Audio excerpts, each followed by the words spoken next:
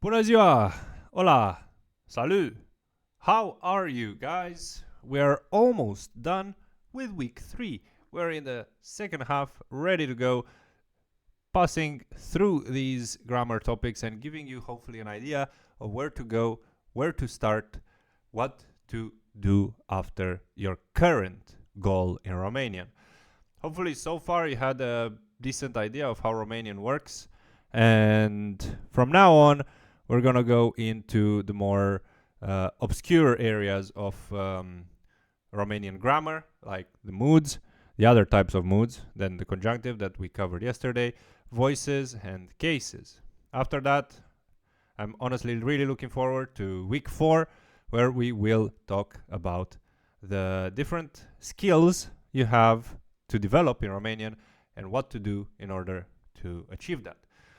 Now, if yesterday we covered the conjunctive, and the conjunctive is a mood that you're going to use, as we mentioned, very, very frequently, and it does have a lot of similarities and equivalents to English and whatnot. And by whatnot, I mean other Latin languages. The other moods, guys, are also extremely important because you will use them on the way. You will learn to use them on the way, whether you actually start studying them in a grammatical sense or you just start using them. Other moods in Romanian are the indicative, which kind of covers all this idea of past, present, and future that we did cover in day 10, then day 16, and day 17. And you have playlists for all 3 of them on the Romanian Academy YouTube channel. And then you have other moods, such as the imperative. So when you're giving commands, dă-mi cartea, du-te la magazin. You have gerund, for instance, like mergând, plângând, fugind. You have then the conditional, which is a very, very important topic in Romanian, yet easier than English. For once, it's easier than English, because in English the conditional is quite scary. The I would like and I would have liked, and the way they work. The conjunctive and the conditional kind of work together quite a lot in the different types of conditional. You use both of them. Then you still have the more obscure ones, the participle, that you should know it, but you learn it very quickly for perfect compus. And also you can use it for adjectives and passive voice and a few other places. That's the participle, like the ed in English, or the third form of the verb, like the learned or done, făcut. Yeah, that's what participle is. Then we go to what's left, the supine, which is the most obscure probably, and you shouldn't really care about it too much until you would say you're comfortably intermediate. The infinitive, which is, well, the infinitive, I don't think it needs a lot of explanation. And probably the only one that's left is the presumptive, that will have its own video. The presumptive is a bit special, and I personally haven't learned it specifically as a specific lesson, the presumptive.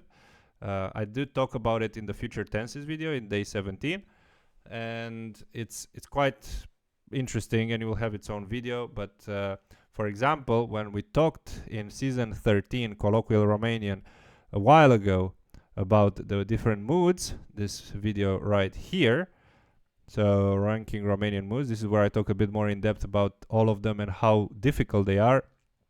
Here I actually didn't even mention the presumptive because, well, that's how I saw fit. I don't know how grammatically correct is to assume that presumptive is a Romanian official mood or a popular. By popular, I mean the Romanian popular, like a folks, like a regional mood.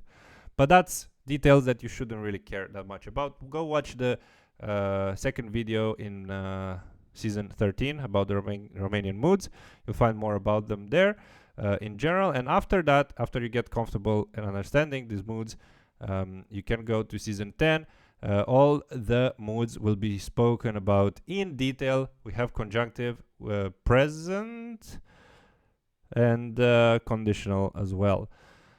After that, all of the other moods should be mentioned here at a given time in the future. If this is not enough for you, and if you are already advanced, for example, and you want a challenge, there are exercises in the book I highly recommended for this series, Romanian and Essential Grammar.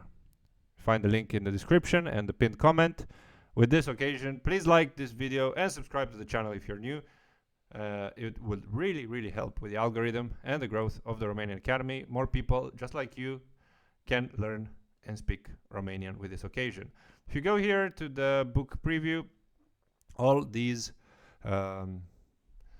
moods are talked about here under verbs, and you see that they do talk about presumptive separately.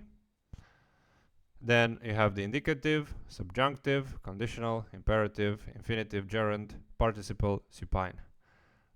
Supine is definitely the last one and probably the one that is talked about the least, but it's a surprisingly useful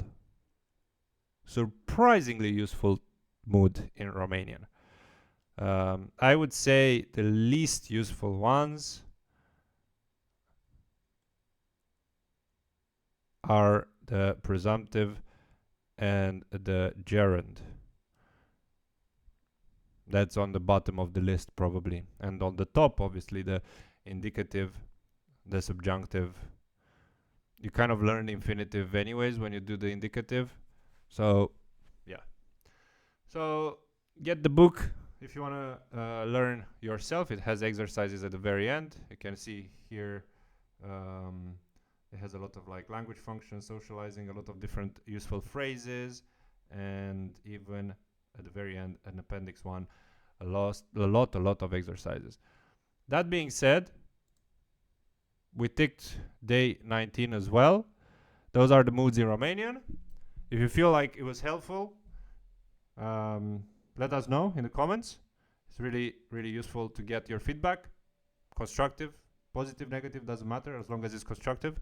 And check the other links like the community on Discord, the Patreon materials, the links specifically for this video, and we'll meet tomorrow with voices.